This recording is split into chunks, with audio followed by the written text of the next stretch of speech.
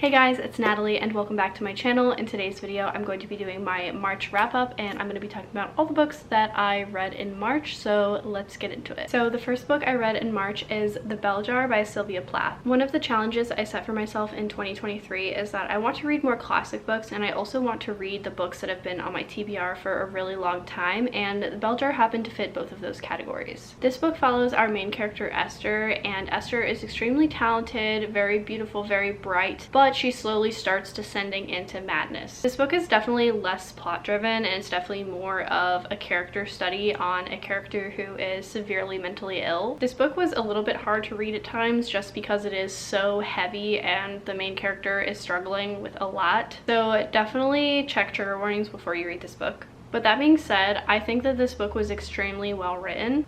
Even though I believe this book takes place in the 50s or 60s, I still found Esther incredibly relatable. I also think that it's very important in books such as classic literature to depict mental illness because they are so widely consumed. Obviously, it's kind of difficult to detect whether a book will become a classic or not, but I think that that is all the more reason why people should be writing about mental health issues. This book is even more sad when you realize that Esther's story is a thinly veiled recounting of events from Sylvia Plath's life. And a lot of the things that Esther is going through is what Sylvia Plath has lived. So overall, I ended up giving this one 4 out of 5 stars. I think this was very well written. Like I said, Esther was very relatable, and I really like reading books that are like character deep dives, and this book is definitely one of those. So if you would like that and you don't mind the triggers, then I would highly recommend this book. So the next book I read is Milk Fed by Melissa Broder. I think this book definitely takes the cake for the single-handedly weirdest book that I have ever read in my entire life. I've been wanting to get into more literary fiction, and I saw this book all over Book Talk and I happened to find it at my local used bookstore, so I kind of just picked it up on a whim. And I want to preface this by saying that this book is definitely not for everybody. I would recommend this book, I would say, but to a very select few. So this is another book that isn't necessarily plot driven, it's more of a lens on a character, and this book follows our main character Rachel. This book explores a lot of topics relating to hunger in terms of physical hunger, sexual hunger, hunger to become more spiritualistic. And all of those take form in our main character. This book was extremely difficult to read through because of all of the weird things that happen, and our main character also struggles with binge eating, and it is very detailed, so just keep that in mind when you read it. There's also a heavily strained mother-daughter relationship, and that's something that I kind of related to when I was reading this book. The main character also becomes obsessed with this other woman who she meets at her yogurt shop that she goes to all the time, and this girl Miriam is kind of the embodiment of everything that our main character Rachel won't let herself become, or that she fears she might become. Miriam eats whatever she wants, she's extremely devoutly Jewish, and she has a pretty tight relationship with her mother even though their relationship's not perfect. So Rachel kind of envies Miriam but also kind of wants to embody her at the same time and have no inhibitions. Like I said, this book is definitely not for everybody, but weirdly enough it was for me. I don't know what it is about this book, but I ended up giving it 4.5 out of 5 stars. But yeah, if you like extremely weird,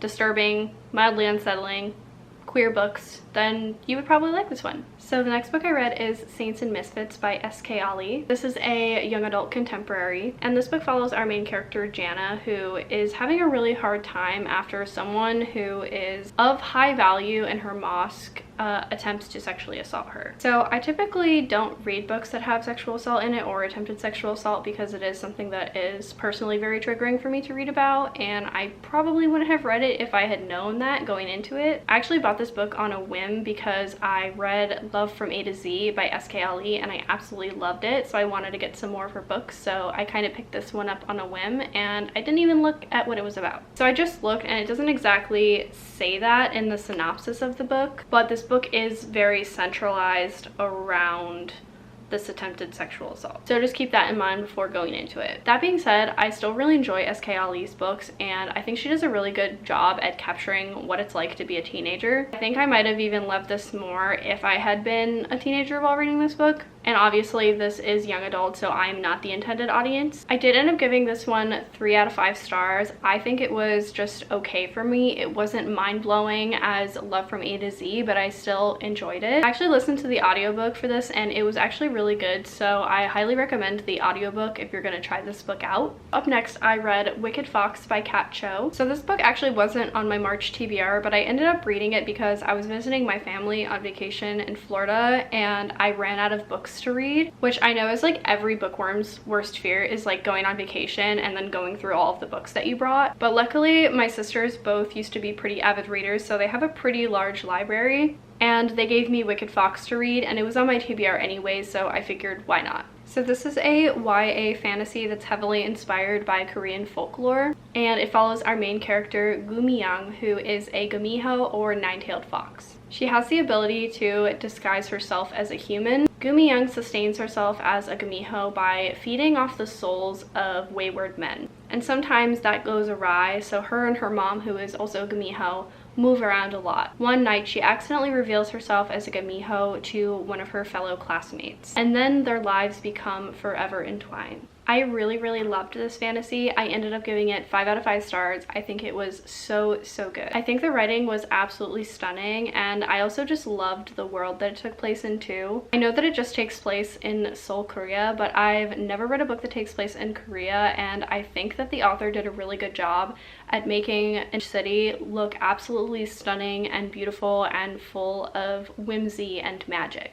I absolutely loved some of the friendships that Mi-young formed in this book, and I also think there was plenty of plot twists that kept me on my toes. Overall, I think this was a perfect YA fantasy read. I highly recommend it. So up next, I read The Secret History by Donna Tartt. I actually read this book for the Buzzwordathon 2023 challenge being hosted by Kayla over at Books and Lala. I'll link her channel down below. But basically, it's a challenge where every month there is a prompt and you have to read a book that fits the prompt. And this month, the prompt was read a book with the word secret in the title. So this is an adult fiction slash, I want to say drama book, because I definitely would not say that it's overtly a thriller, but this book follows a group of pretentious young students who go to an elitist school in Vermont, and this group of students is very exclusive and they work under this professor who only takes like 5 or 6 students at a time, and it's very selective and incredibly hard to get into that group. But our main character Richard makes his way into the group, and absolute chaos ensues. This group of students heavily studies classics and Greek, and the students become kind of obsessed with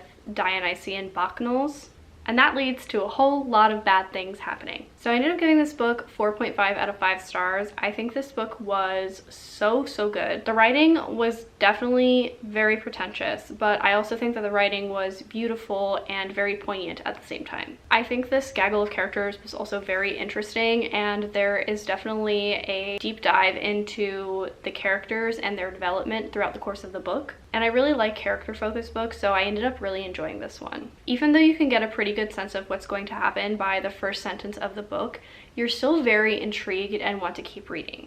This book was very enthralling, and it made me almost forget that I was reading, because every time that I wasn't reading it, I was just thinking about it and how badly I wanted to get back to reading it. So this book is very engrossing. I definitely have never read a book like this before, and I can definitely see why there is so much hype for it. So up next, I read The Falling in Love Montage by Sierra Smith. This is a queer, kind of coming-of-age YA contemporary romance. This book takes place in Ireland, and it follows our main character, Saoirse, and she's kind of reeling from a really bad breakup where she also happened to lose her best friend. After that happened, she became kind of non-committal. And then she meets a girl named Ruby at a party. They start doing things like a falling in love montage, where they do things from romantic movies like ride a Ferris wheel and kiss in the rain and things like that. But the catch is, it's a no strings attached relationship, because at the end of the summer, Ruby's moving back home and Saoirse's going off to university. But it ends up not being as no strings attached as both of them had hoped. So I ended up giving this book 4 out of 5 stars. I think this was so much fun. If you're looking for something really cute, really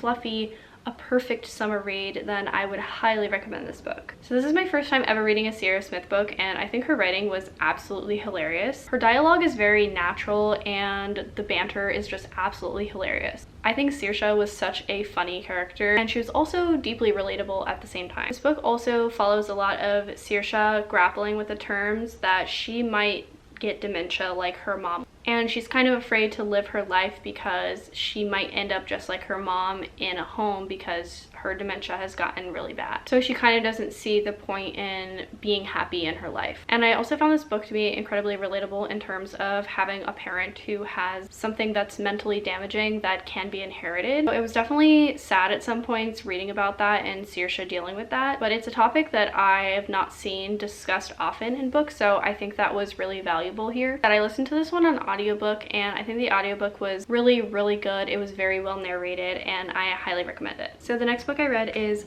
Scandalous Women: The Lives and Loves of History's Most Notorious Women by Elizabeth Cary Mahon. So this is an adult nonfiction book, and it basically briefly chronicles about 30-ish different women from history who were influential or scandalous and unbecoming in their time. I wanted to read this one for Women's History Month, and I think it was a really great book to read for that. I'm not well versed in a lot of women's history, so I think this was a really great introductory book as there was a very short chapter on each person in the book. So this book was easily digestible. So I ended up giving this book 3.5 out of 5 stars. I think in its own right it was very informative, and I really liked learning about these women from history who I knew nothing about. However, I did find the writing to be a little bit repetitive, and sometimes some of the things that the author said was very contradictory, but I still think this is a great book to read for Women's History Month, or just in general if you love history or you want to learn a little bit more about women's history specifically. It covers Cleopatra, Joan of Arc, Calamity Jane, all the big ones, and some people who I've never heard of. So I definitely think it was informative, like I said, and I would say recommend it. So the last book I read in March is The Righteous by Renee Ahdieh. This is the 3rd installment in the Beautiful Quartet, and if you haven't heard of it, this is a YA historical fantasy series that takes place in the 1800s in New Orleans, and there's vampires. This is the 3rd book in the series, so I can't say too much about it, but I can say that I did really enjoy it. I ended up giving it 4.5 out of 5 stars. This book really expanded the universe a lot, and it definitely took a different direction than the first 2 books, but I ended up really liking that about it. It explores some characters who I wasn't really familiar with before. But yeah, like I said, I ended up giving this one 4.5 out of 5 stars. I absolutely love this series. I think it's so much fun, so atmospheric. It's very well written. The banter is hilarious. Overall, it's a very solid series, and I can't wait for the last book to come out in December. So that concludes the 8 books that I read in March. Thank you guys so much for watching this video. Leave a like and subscribe down below, and leave a comment and let me know what your favorite book of March was. Let's just chat in the comments. Thanks for watching and have a good day. Bye!